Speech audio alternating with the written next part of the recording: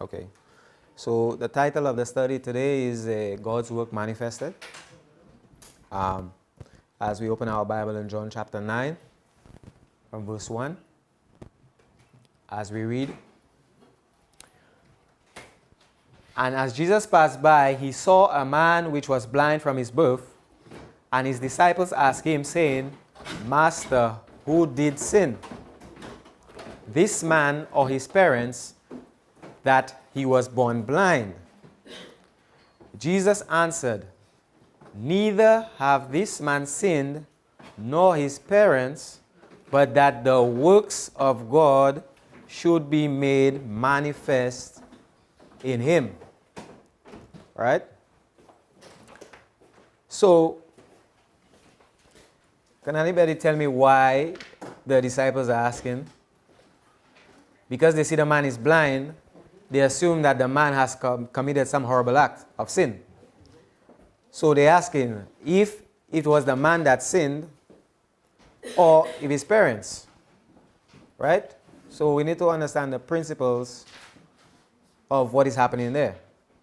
Now, why would they ask a question like this though? What would be going through their mind asking a question like this? God punish the person sin by blindness.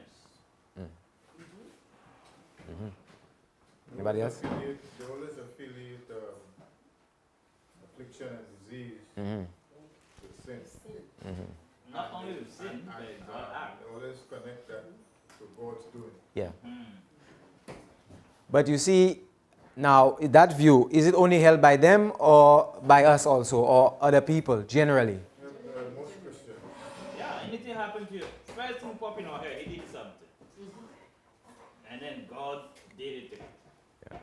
Yeah, generally that's how people think. They see something happen to you, automatically they think, okay, God did him this, God did him that, God did him this. Let's delve into this more to see what's happening here. Desire of Ages 471. It was generally believed by the Jews that sin is punished in this life.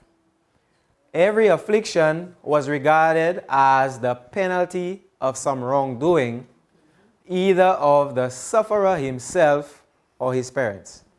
See what they believe?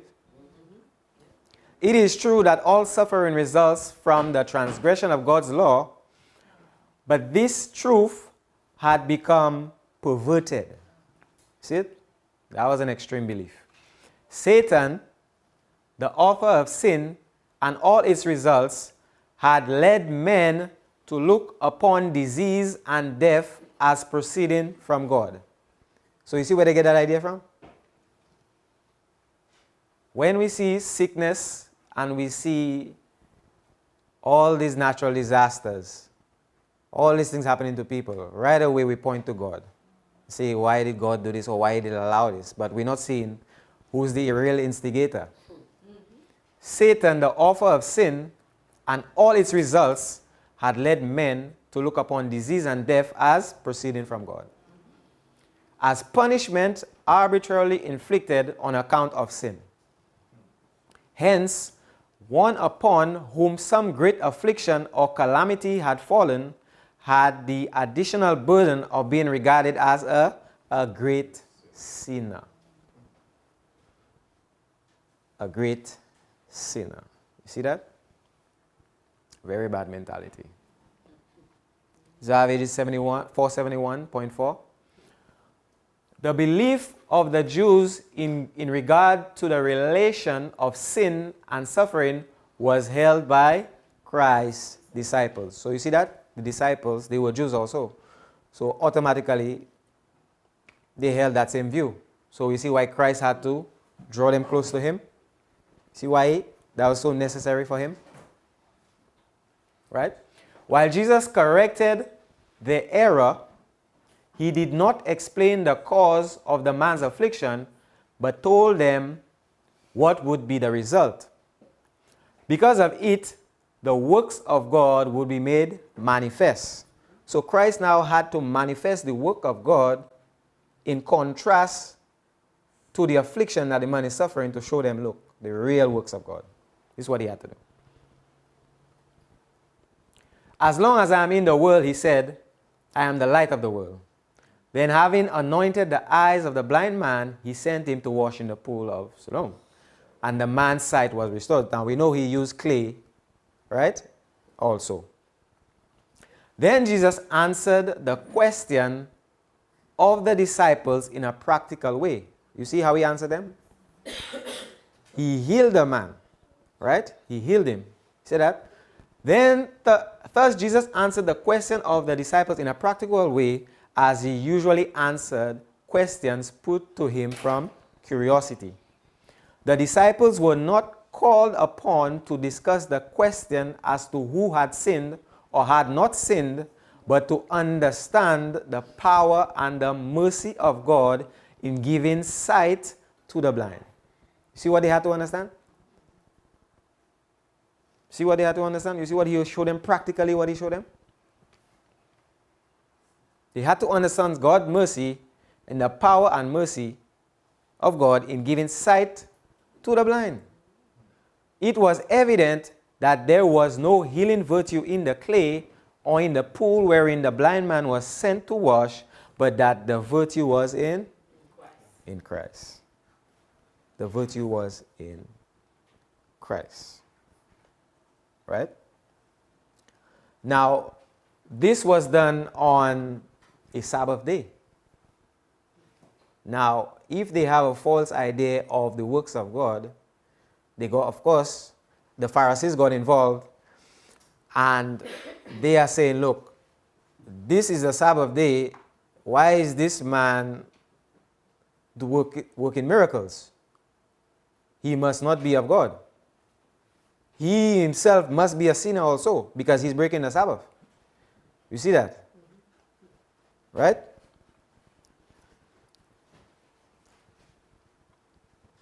Look at this. Zaviges 4:72. Then they brought him before a council of the Pharisees. Again, the man was asked how he had received his sight. He said unto them, he put clay upon mine eyes, and I was washed, and do see. Therefore, said some of the Pharisees, this man is not of God. See that? See how the understanding of the character of God is so darkened? This man is not of God because he keepeth not the Sabbath day. But wait, if God is love, right? The Bible says that God is love. Christ performed the act of healing a man. Would God be against that? Isn't that love?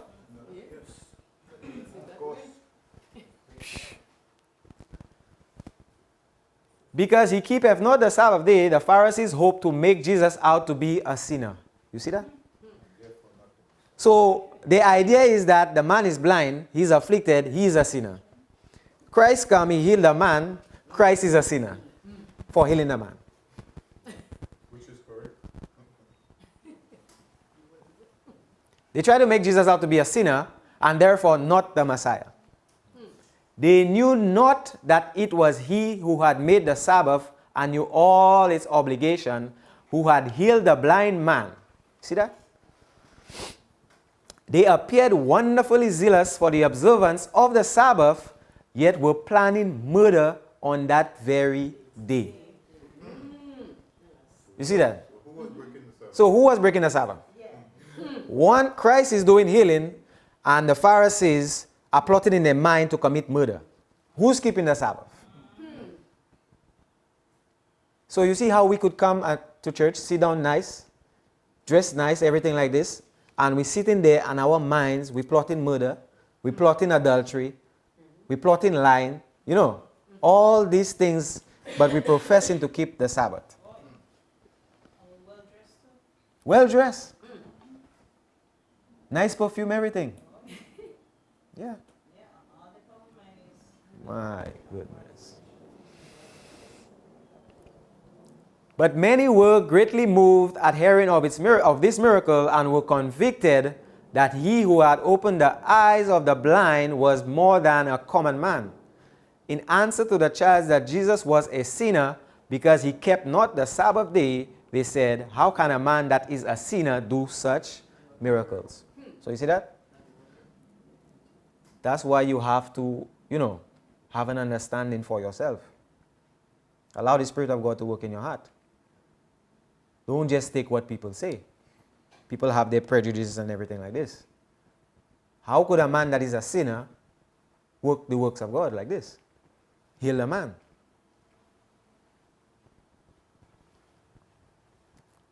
Last day events, 78.2. The necessity of life must be attended to. The sick must be cared for. The wants of the needy must be supplied. He will not be held guiltless who neglects to relieve suffering on the Sabbath. If you neglect to relieve suffering on the Sabbath, you are breaking the Sabbath. You neglect to lend a helping hand where you could have, and you withhold it, you are breaking the Sabbath. God's holy rest day was made for man, and acts of mercy are in perfect harmony with its intent. You see that?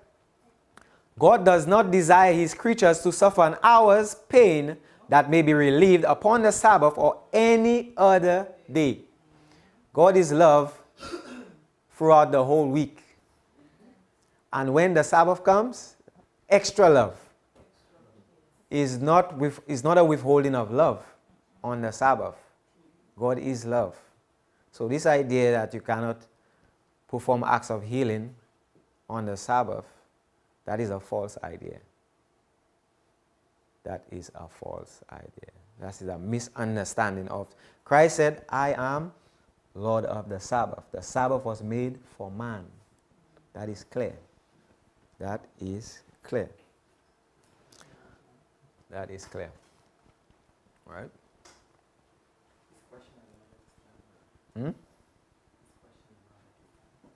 Yeah.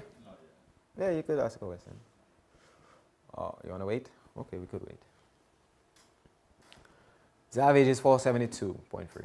There was the man himself declaring that he had been blind and had his sight restored, but the Pharisees would rather deny the evidence of their own senses than admit that they were in error. You see that? Pride. They're in error and they refuse. Refuse. So powerful is prejudice, so distorting is Pharisaical righteousness. You see that? They were denouncing the acts of God. Denouncing the acts of God. Showing that Christ was not doing the work of God, but doing the work of Satan. When they, in fact, were doing the work of Satan. So you see who's accusing? See who's accusing? Zavages 473.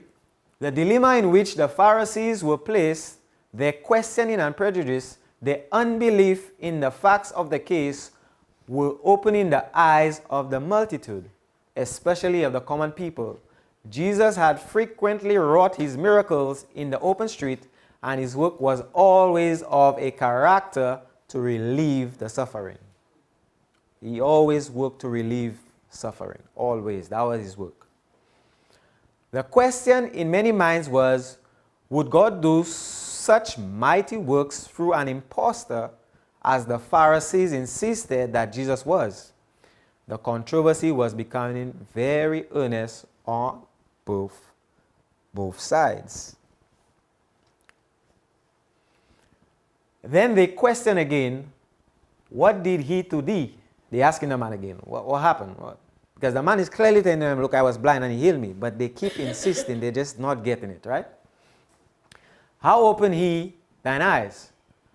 With many words, they tried to confuse him. You see what they were doing? Counteracting the work. Counteracting the work. They're trying to confuse. The man know he was blind before. Now he can see. You trying to confuse him?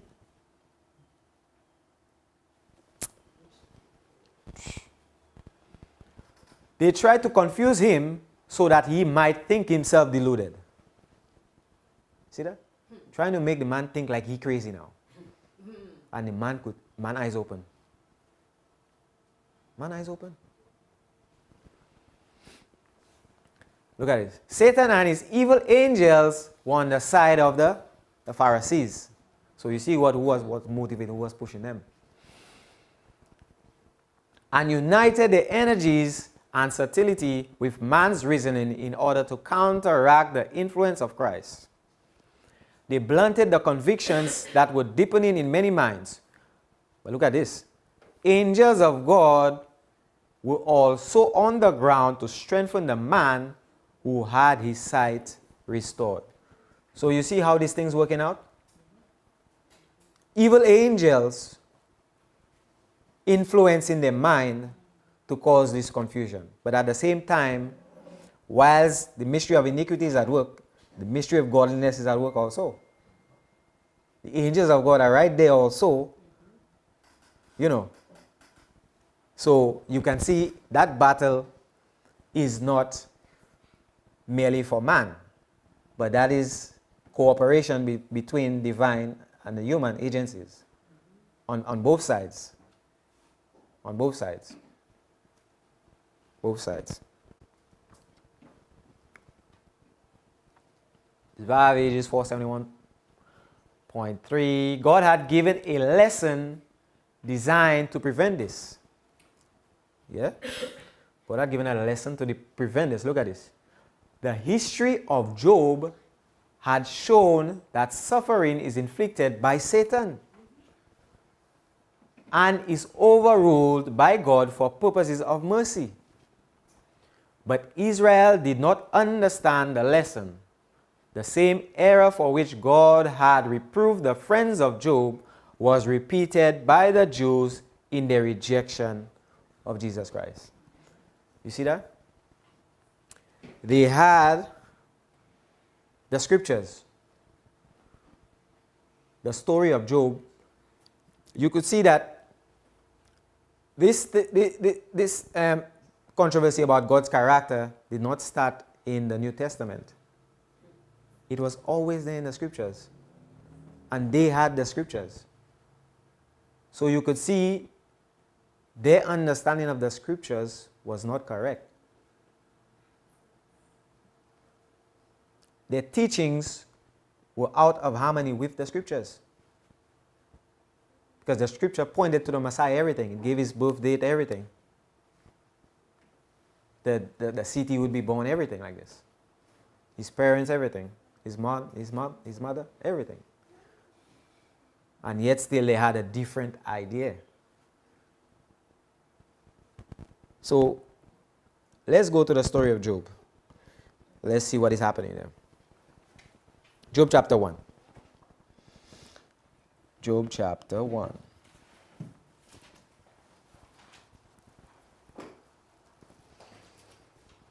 Look at this. See there? Job chapter 1. There was a man in the land of Uz whose name was Job. And that man was perfect and upright and one that feared God and eschewed evil. You see that? The scripture said that Job was perfect. Job was not living a sinful life. Job was in complete harmony with God. You see, they have the idea that they see affliction, they say that you are doing something bad.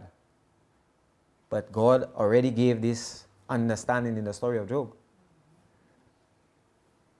Right? Job chapter 1, verse 3 says that his substance also was 7,000 sheep, 3,000 camels, 500 yoke of oxen, and 500 she-asses, and a very great household, so that this man was the greatest of all men of the east. Verse 2 says that, and there were born unto him 7 sons, 3 daughters.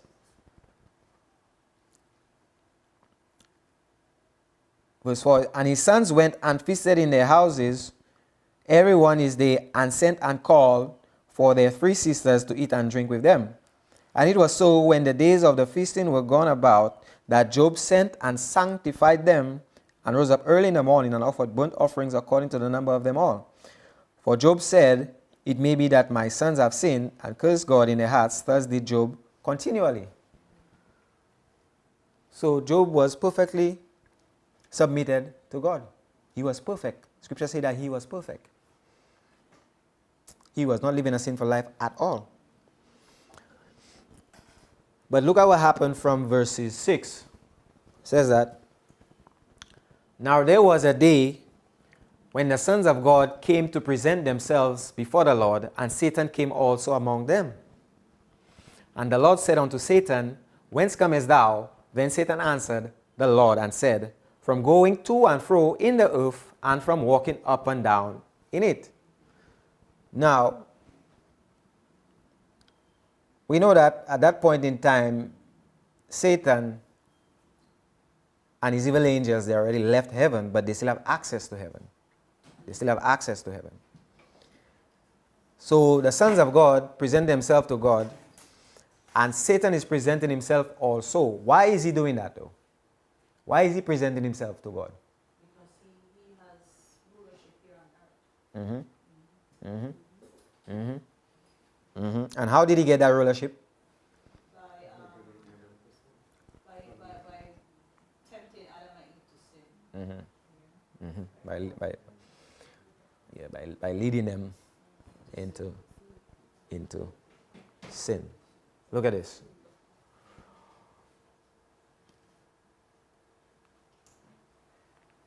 William Prescott, this is one of the Adventist pioneers. There came a day when the sons of God came to present themselves before the Lord, and Satan came also among them. What right had he to be there?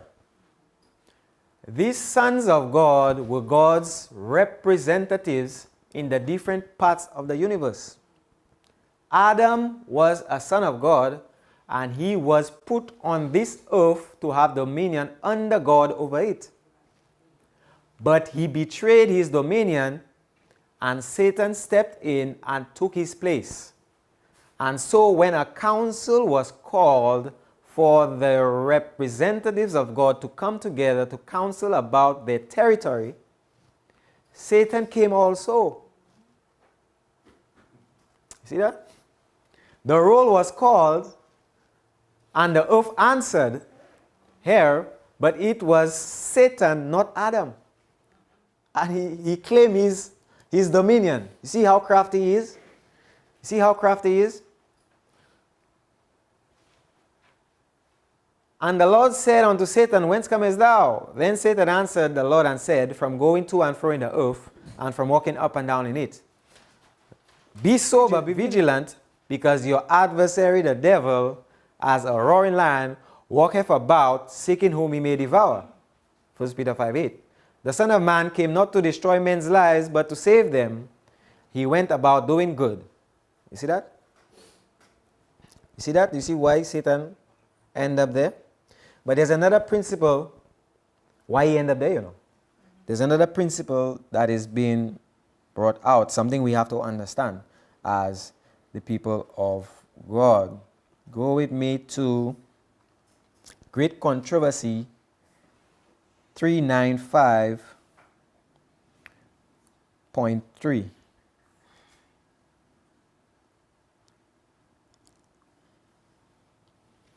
Great Controversy 395.3.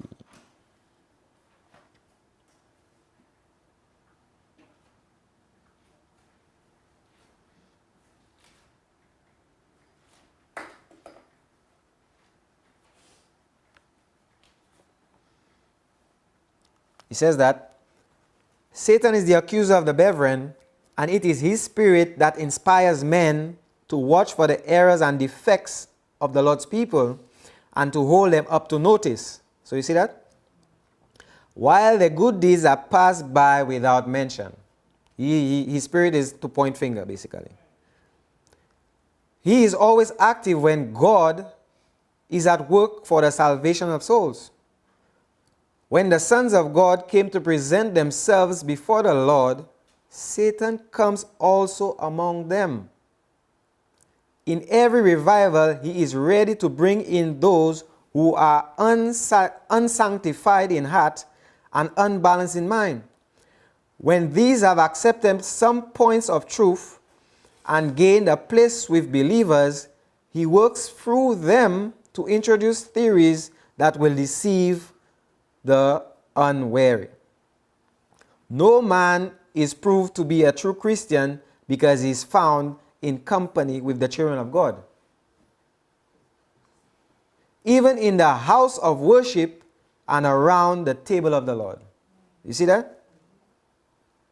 Satan is frequently there upon the most solemn occasions in the form of those who he can use as his agents. So you see the other principle it shows us? When we come in the house of God to worship, Satan's agents present themselves also. You have to be mindful of these things. We have to be mindful of these things. That's why Ellen White said there's more to fear from within. More to fear from within than without. That is a principle. He showed up there. He assembled himself with the sons of God. And it is so in the house of God in any way like this. Or when you're trying to pray, trying to distract your mind. He's there also. He's there also.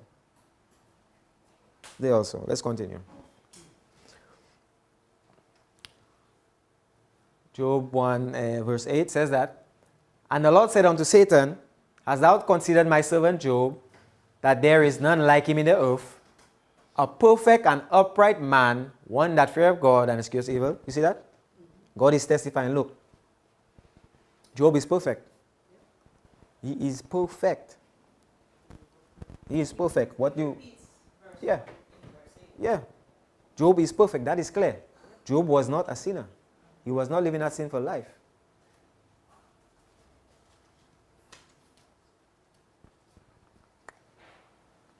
Look at this. Do you see the Lord says to Satan, my servant Job, although he is in your territory, yet he remains loyal to me. You see that? You see how God is more powerful than... Satan is claiming the earth as his. And men, he's claiming men as his. But God is saying, look, he in your territory, but he loyal to me, he's serving me. Me he's serving, not you. So that thing you come in with there, step aside. Step aside. Oh yes, says Satan. But that does not prove anything. So Satan now is coming with his counter arguments, you know. Trying to say that, oh, Job is only serving you because you give him nice house, you give him big, you know, all, yeah. Yeah. You see what he did? You see what he's doing? But you saw what the Pharisees were doing when the man was claiming he was they now trying to bring some confusion. Exactly, because they couldn't do it. So you see what their father Satan was doing now? You see? But that does not prove anything. Anyone would do that for regard that you show him. It is not love that binds Job to you. Look at him. He is serving you for his reward. Anybody would do it. See that? Do you see the complaint there? You have put a hedge around him. You have put a protection around him. Right? Unfair. Saying unfair. He is in my dominion. See that? I should think anybody would be loyal to you on those grounds. You see? Saying because God is protecting him, that's the only reason why. So he wants God to remove that protection. See how crafty he is? And remove the rewards. Remove the protection and take away the rewards. And watch Job now, turn his back. That's what he's trying to claim. I should think anybody would be loyal to you on these grounds. And that was said in a council in which there were representatives from all the universe. So they had witnesses there. He there made the same charge that he made in heaven. And instead of deciding the matter there in an arbitrary way, the Lord said, The Lord said, behold, all that he have is in thy power. Only upon himself put not forth thine hand. You know how it went, right? One after another his possessions were taken from him, and last of all his children were slain, and was left perfectly alone. Then he was advised to give up everything. But in all this, Job sinned not, nor charged God foolishly. You see that? A righteous man suffering affliction. Satan is saying to God, look, take away everything, and see, he will curse you. He will turn from you. So God says, Satan, okay, go ahead, try. Try to turn my man Job against me. Try. And God just stepped back and allowed Satan. So Job lost his kids, his house, everything. When his wife was there still. But he says that Job did not sin at all. And that proves the idea that the Pharisees had, they were wrong. Because Job is a righteous man, but yet he is suffering affliction. Right? Let's go now that wasn't enough for Satan. He had to come back again for round 2. So Job chapter 2, he comes back again. Job chapter 2. And again there was a day when the sons of God came to present themselves before the Lord, and Satan came also among them to present himself before the Lord. And the Lord said unto Satan, from whence comest thou? And he said, going to and fro in the earth. And the Lord said unto Satan, hast thou considered my servant Job, that he is none like him in the earth, a perfect and upright man? You see, again, it is repeated. He is perfect. He's a perfect man. Right? And Satan answered the Lord and said, skin for skin, yet all that a man have will he give for his life. But put forth thine hand now, touch his bone and his flesh, and he will curse thee to thy face. And the Lord said unto Satan, behold, he is in thy hand, but save his life. Right? So you see now, we see the outworking of sin. Sin preys on us in natural disasters, right? Because you have floods, you have hurricanes, you have earthquakes, you have volcano eruptions, you have all these things. Another aspect of sin is being played out here. Sin afflicting the flesh. Now, yep. It's afflicting us with sickness. So that clearly shows, look where this thing. So it says that in verse 7, Job chapter 2, verse 7, it says, so Satan went forth from the presence of the Lord and smote Job with sore boils from the sole of his foot unto his crown. So you see who smote Job with the boils, the infliction on his skin? So now we understand who afflicted the blind man.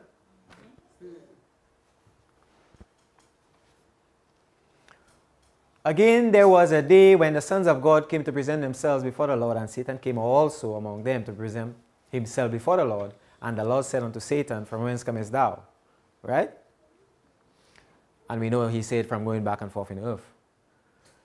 Look what he says. And still he holdeth fast his integrity, although thou movest me against him to destroy him without cause. Right? So God is saying to Satan, look, Job still has that same mindset. Even though you try to turn me against him or him against me, he's still serving me. One would think that would settle the controversy. But you never can settle anything with the right argument with Satan. You see that? So you see, when we are drawn into controversies, we should not try to argue back. You see that? Because it wouldn't be settled. Would not be settled.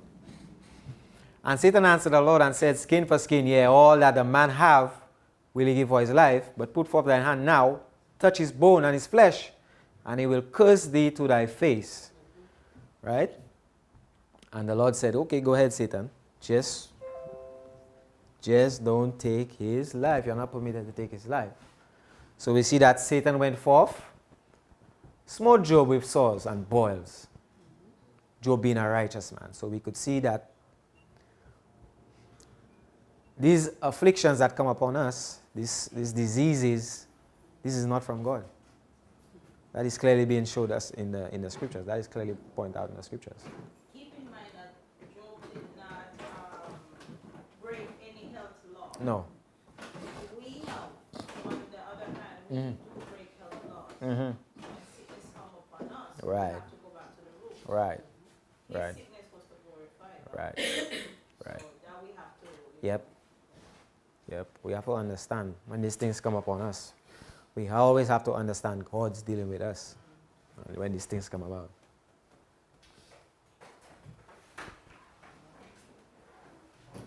And you remember the experience of Job after this, how his wife urged him to curse God and die.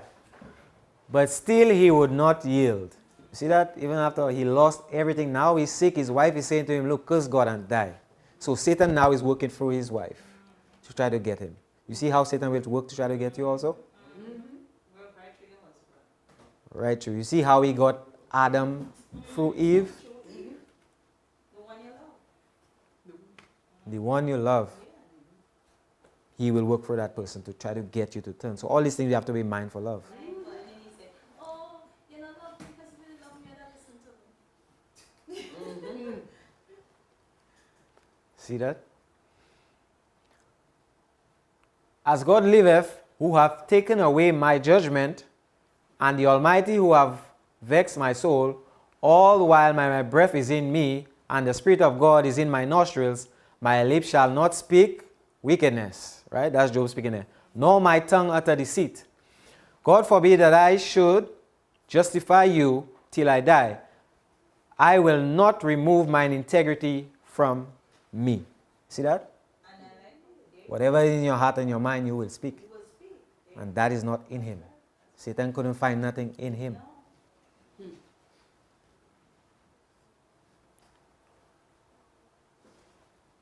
And what did it mean? Here was a demonstration, not simply to the few that might know of Job's case, not to all those merely that should read of his experience, but before the whole universe, that God's power of love was sufficient to hold a man in his integrity. Though his possessions, his children, his all was gone, yet the love of God, yet the love that God had to him and the love that had sprung up in his heart to God was sufficient to hold him, so that he said, I will not give up my loyalty though I die. So you see what kept him? He was focused on the love of God. He accepted the love of God, and this is what kept him. This is what he trusted in. But how many of us trust in our riches and our material things? We're going to have no riches. See that?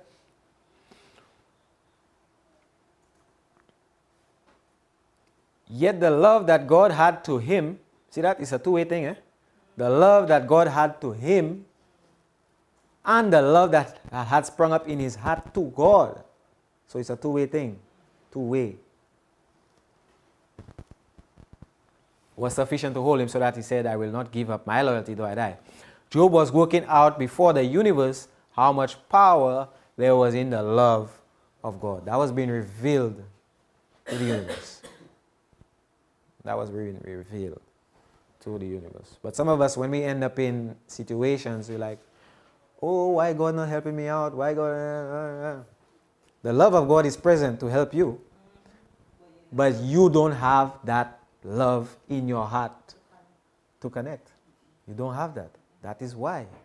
That is why. That's right. That is right. So we see how it works. Behold, we count them happy which endure. Ye have heard of the patience of Job, and have seen the end of the Lord, that the Lord is very pitiful and of a tender mercy. James 5:11. See that? The patience of Job. Patriarchs and Prophets 129.2. God permits trials to assail his people, that by their constancy and obedience, they themselves may be spiritually enriched, and that their example may be a source of strength to others. So you see that? That was being played out in front of the whole universe. Character of God was being revealed in the whole universe, not for the benefit of Job only, but to all those that were looking. The unfallen angels and the other worlds. So now when we go through trials, don't say why me. Ah. Say why not me. So you see how when our afflictions come upon us, the way we react, it sends out a signal to those that are watching us. Because we professing we are Christian, but people are looking at, even though they might not go to church with you, but they're looking. You professing something, they're looking. Right? Because the Holy Spirit is still working on their heart. They're still looking. And then you end up in something, then now when you start to act out of character, and that sends a signal and they say, these are fake.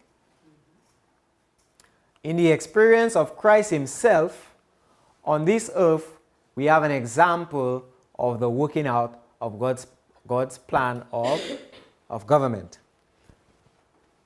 The charge Satan brought in the beginning was that God was arbitrarily determined to have his own way, that he did not love anyone.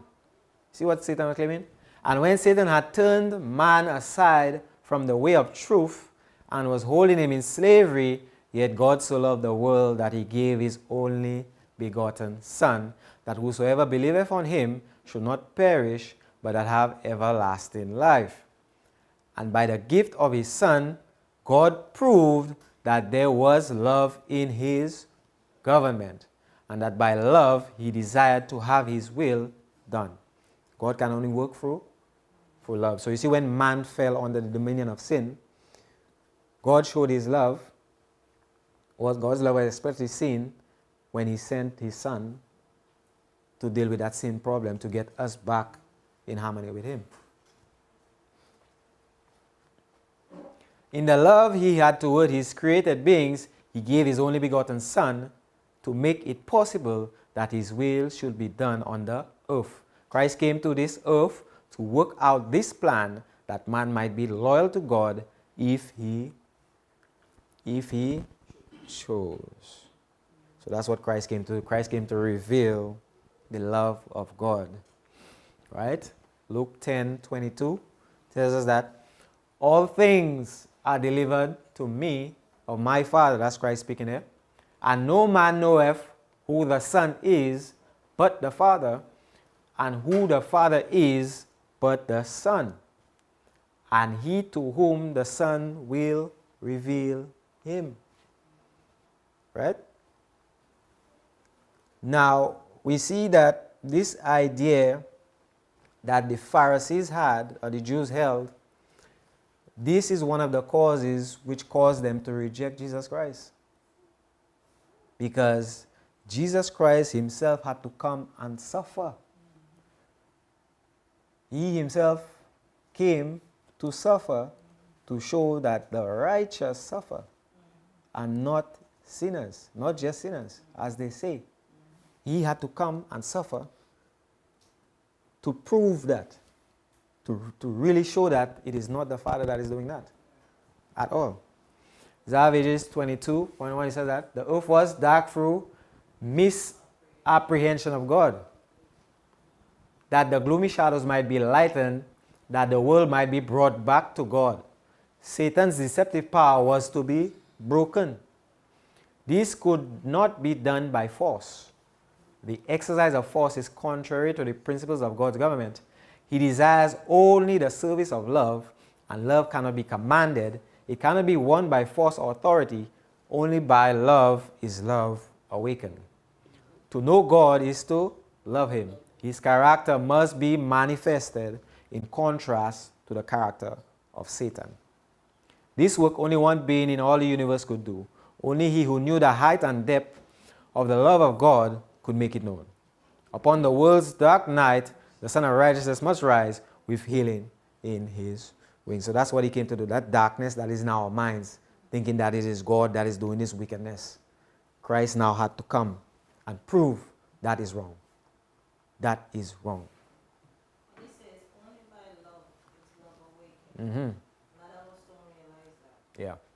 You want somebody to love them, but you don't want to love them. Right. You have to leave them. Right. Sometimes you have to love first. Right. Right. Because Scripture says that not that we love God, but that He loved us. Because what we're not realizing is that when Adam sinned, Adam's mind turned against God. He had a carnal mind which naturally cannot love. So God is love now. For God to save Adam, God had to show love to him, to turn him back to him. You see? So that teaches us a lesson. We might have co-workers, we might have in our households, anywhere, people might hate us, or whatever it is, the case might be. And this is where it calls for the character of God to be revealed in us. Show love to them. Show love to them to bring them in. And that is the plan of salvation. That's how God, that's how he saved us. That's how He had to get us back, through love.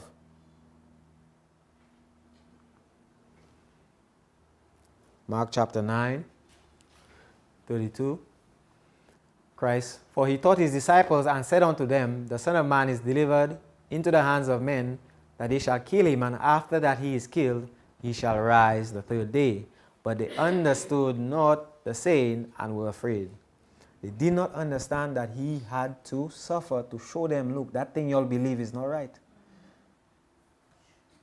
That belief you all hold that sinners suffer affliction and the righteous people live in nice and sweet, that is not right.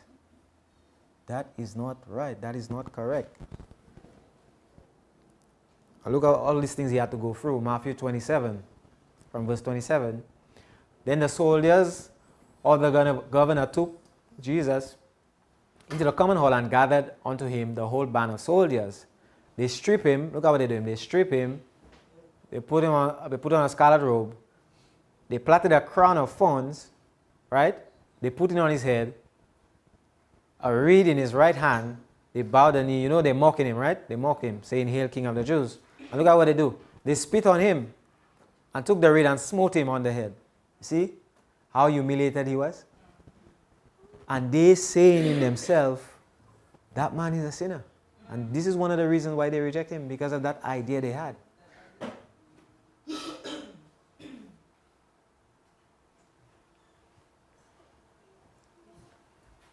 And the book of Isaiah tells us this. Isaiah 53, from verse 3. He is despised and rejected of men, a man of sorrows and acquainted with grief. And we hid as it were our faces from Him. He was despised, and we esteemed Him not. Surely He hath borne our griefs and carried our sorrows, yet we did esteem Him stricken, smitten of God. You see that? They say because these things come on Him, all these things happen to Him, He's not the Messiah. And God had clearly showed that to them in the book of Job. So you see, God's character has always been. Always been. But He was wounded for our transgression, He was bruised for our iniquities. The chastisement of our peace was upon Him, and with His stripes we were healed. All we like sheep have gone astray, we have turned every one to his own way. The Lord have laid on Him the iniquity of us all. So He suffered that because of us. He was oppressed, He was afflicted, yet He opened not His mouth. So He was suffering for something He did not even do. And yet He don't open His mouth or complain at all. Did Job open his mouth and complain? Same spirit. Same spirit. He is brought as a lamb to the slaughter, and as a sheep before his shearers, He is dumb. So He opened not His mouth. See that? Suffer for something he did not do. Salvage 22. This was a voluntary sacrifice. Jesus might have remained at the Father's side. He might have retained the glory of heaven and the homage of the angels. But he chose to give back the scepter into the Father's hand and to step down from the throne of the universe that he might bring light to the benighted and life to the perishing. So you see why he did that? He came to reveal the true character, the express character of God. That's what he came to do.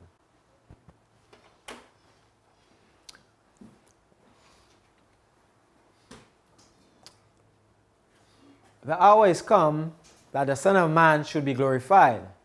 Now is the judgment of this world. Now shall the prince of this world be cast out. And I, if I be lifted up from the earth, will draw all unto me.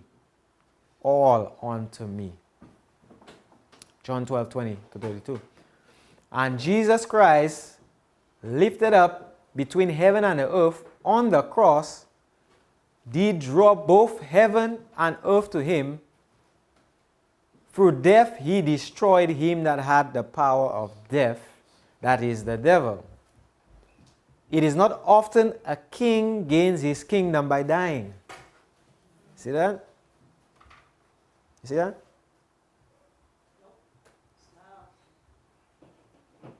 Normally, exactly. Kings don't have that ability to resurrect themselves. That's why Christ is the King of Kings. A step above the, If an earthly king loses power, another king steps in right away. But Christ, he left his kingdom, he come, he died, resurrect, take back his kingdom. Who could do that? Alright, I'm glad you get on that point. Now that Christ died and redeemed this world, can Satan, he cannot go back in front of the magistrate? No, No. he cannot. How does he have a conversation with God? That was before the cross. Right. No. Now he cannot. So what He's is restricted here. He's restricted. He's restricted to the earth. You see, he used to present himself. Before the cross, he could present himself. Right. He had access to heaven. After the cross, when Gabriel and everybody saw everything like this, cut off now. He restricted. He cannot he cannot go to these places to tempt nobody. He's restricted here. Restricted. So right now, you will not see anything about him presenting himself anymore. He locked out. Locked out of heaven, yeah. He cannot enter there. And he cannot enter any of these other worlds. He can't enter nowhere like this. He restricted to here. He restricted here. Restricted here. Because remember, before the cross, that controversy was playing out still. Everybody still, For the words to see an angel. Right, because he's saying this, he's saying that. When they saw that he killed Christ.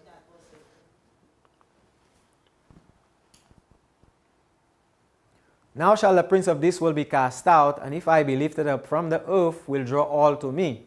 So you see that when he says all men, that all men was added. The original thing says all, because it includes the unfallen ones, the angels, and us. It includes everyone. When he was lifted up on the cross, and when he said, "It is finished," I gave up the ghost, all heaven heard, and wherever throughout the universe there had still been in minds thoughts of rebellion and lingering sympathy for Satan, that scene on the cross showed that Satan's government meant that nothing should stand in his way. See that? Satan's so determined, not even the Son of God will be able to stand in his way. That is his mind. So when the unfallen worlds, everybody see this one, say, what? You go so far as to kill the Son of God? Nothing will not stop you? Use a fake. No more sympathy, because they saw the true colors. They saw everything on the cross. Everything. And that to effect his purpose, he was even ready to murder the Son of God. First, they were drawn to God by his great love. You see that? When they saw that, right away, all that misconception gone out of their mind. Gone. Love of God was perfectly revealed. Perfectly revealed. Then the fate of Satan was sealed. He was cast out, and it was demonstrated that God is love, and that he was governing by the power of love. So it's a second cast out after that. Right. Yeah. They say like a casting down and a casting out. Yeah. So in Jude it says that they left the habitation. They left, and that at the cross now he was cast out. Cannot enter there again. He cannot. Now, we may say if that was revealed at the cross, why are we still here though? Why?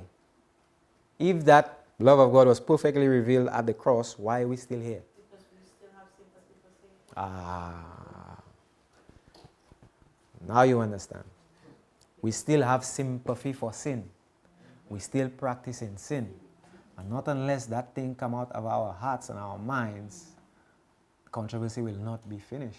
And we still have the wrong Concept. Because it says there about the love of God. Mhm. And if we show people that you can come to God when you sin Mhm. and he will not kill you, Mm-hmm.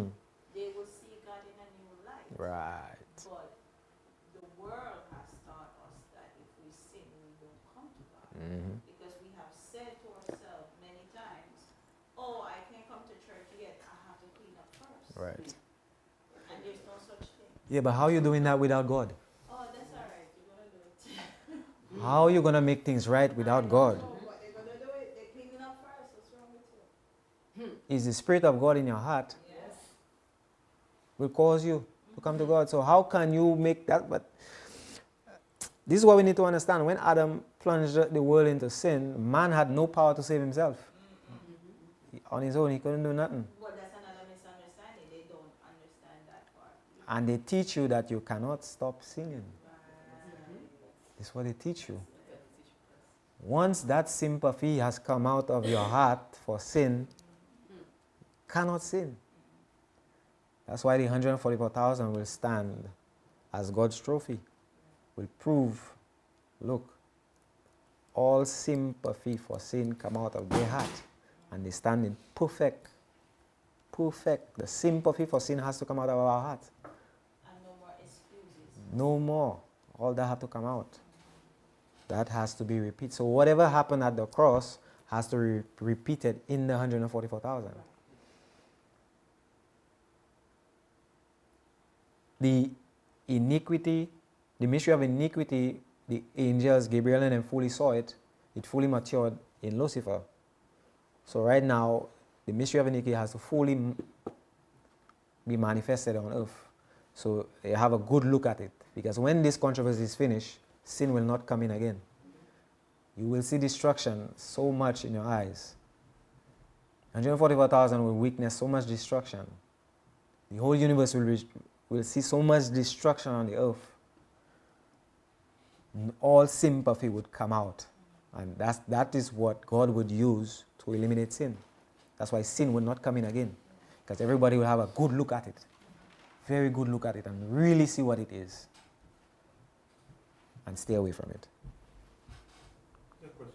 Mhm. You say that Satan was cast out. Mhm. If God holds Satan and throw him out, what is the principle there? Jude tells us that they left. Let's read it. Because we need to understand the principle. He said that there was a war in heaven. Jude tells us that they left. We have to understand the principle here. We don't want to have mixed ideas. Yeah, Jude 6. I'll start from verse 5. He said, I will therefore put you in remembrance, though you once knew this how, that the Lord, having saved the people out of the land of Egypt, afterward destroy them that believe not, and the angels which kept not their first estate, but left their own habitation, he have reserved in everlasting change under darkness unto the judgment of the great day. So you see, these angels being cast out, rightfully interpreted, tells us that they left their habitation. They left. They willfully left. Because when sin is committed, God does not condemn. God will try to get us back with love. Right? God will do everything in His power to get us back, but we will get to the point where we will be so hardened in our heart and we will love our sinfulness so much, we would reject God. Another principle there is that darkness cannot dwell in the presence of light. Mm-hmm. That's right. That's right. And so because of that also Yep. they left. Yep, they left. They cannot dwell around. You have darkness in your heart. You cannot dwell around that person that is loving. You cannot. It's like two opposites. But the love is there to draw. The love, the one with the love in the heart is there to draw the one with the darkness in his heart. But the one in the darkness, he cannot stand this. He cannot stand it. He cannot stand this. So it will get to the point where they will eventually part ways. That's why you have the wheat and the tares. Eventually they will. Same thing, same principle. They will part ways. And think you that if Satan would not hesitate to take the life of the Son of God, that he will hesitate to take your life. See that? See that? No hesitation. If he killed Christ, and nobody he will not want to kill. That's what we have to understand. But we have sympathy for him still. Because his works, we practice his works. We practice his works. Think you that his plan of government is any better now? Do you not see that it is loyalty to God or loyalty to Satan? Do you not see that we have either to put ourselves under Satan's leadership and fight against Christ, or to put ourselves under the leadership of Christ to fight against Satan? So you see, he cannot force himself on us. We have to willfully yield. No middle. No middle. If once you're not with God, you're with Satan. Which side are you on? Which side are you choosing tonight? You are a spectacle to the world, to angels, and to men. Who has your name enrolled in his book? Are you enrolled as fighting under the blood-stained banner of the Lamb, as a loyal subject of God, or as fighting under the black banner of Satan against the government of God? Which side? Choose. You have to choose. Which side? Last slide. Last slide. Many times we have experiences that we do not and cannot understand. Why this affliction? Why this loss? Why this trouble?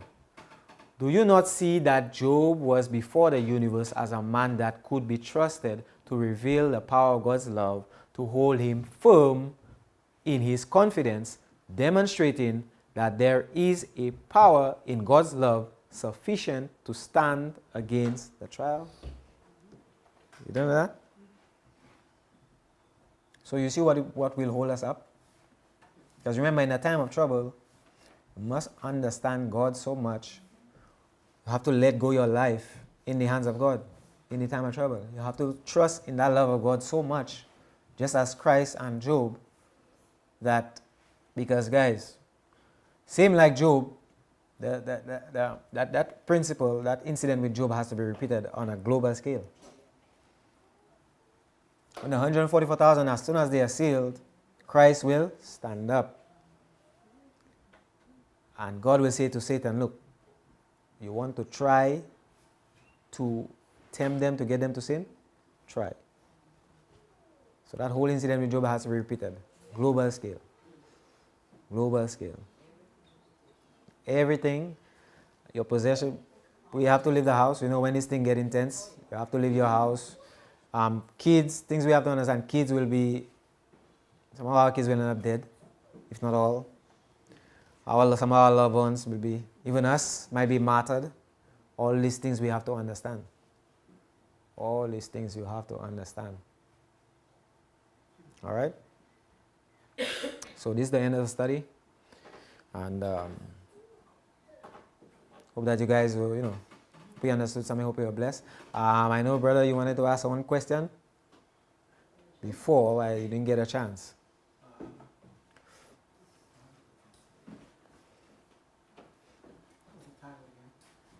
God's work manifested. Yeah. That's it? We good? Yeah? Yeah. Yeah. Let us, okay.